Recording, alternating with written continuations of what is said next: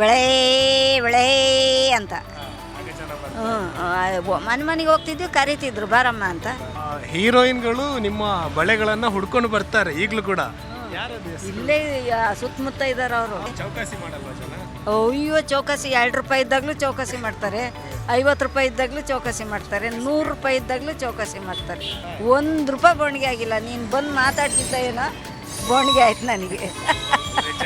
ರಾಗಿ ಮುದ್ದೆ, ಜೋಳದ ರೊಟ್ಟಿ, ಸಜ್ಜೆ ರೊಟ್ಟಿ ಅದನ್ನೆಲ್ಲ ತಿಂದು ಬೆಳೆದಾರೆ ನಾವು. ಹಾಲು ಮೊಸರು ಮನೆಗೆ ಕರೆವಾಗ್ತಿತ್ತು ನಮ್ಮ ಅದನ್ನೆಲ್ಲ. ಈಗಿನವರು ಪಿಜ್ಜಾ, ಬರ್ಗರು, ಚಾಕ್ಲೇಟು, ಒಳ್ಳೊಳ್ಳೆ ತಿಂಡಿ ನೋಡ್ತಾರೆ ಅಲ್ವಾ?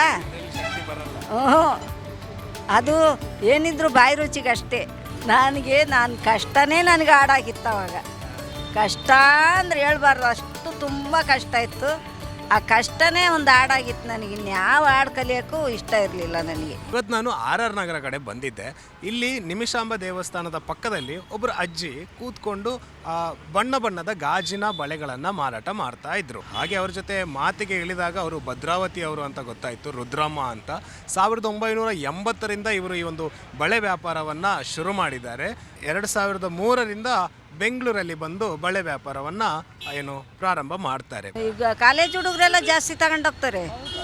RR ನಗರ ಅಂದ್ರೆ ಜಾಸ್ತಿ ಸಿನಿಮಾ ಸ್ಟಾರ್ಗಳೆಲ್ಲ ಇದೇ ಏರಿಯಾದಲ್ಲಿ ಜಾಸ್ತಿ ಸುತ್ತಮುತ್ತ ಇದ್ದಾರೆ.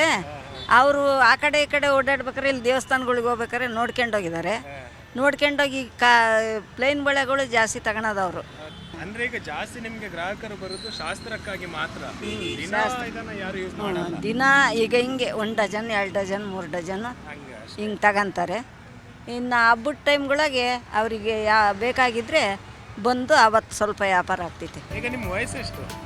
ನನಗೆ ನಾನು 1952 ಹುಟ್ಟಿತ್ತು. ನಮ್ಮ ಅಣ್ಣ ಹೇಳಿದ್ದು. ಇಷ್ಟು ವಯಸ್ಸಾದ್ರೂ ಕೂಡ ಇಷ್ಟು ಉರುಪಲ್ಲಿ ಕೆಲಸ ಮಾಡ್ತಾ ಇದ್ದೀರಾ.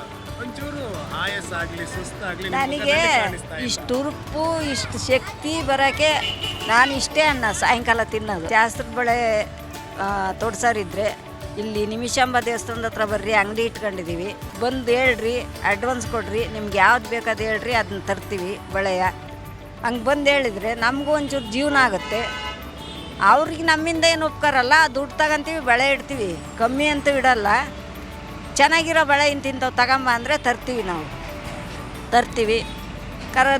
ಕರೆದ್ರೆ ನಮ್ಗೆ 2 ಕಾಸು ದುಡಿಮೆ ಆಗುತ್ತೆ, ನಾವು ಜೀವನ ಮಾಡ್ತೀವಿ. ನಮಸ್ಕಾರ.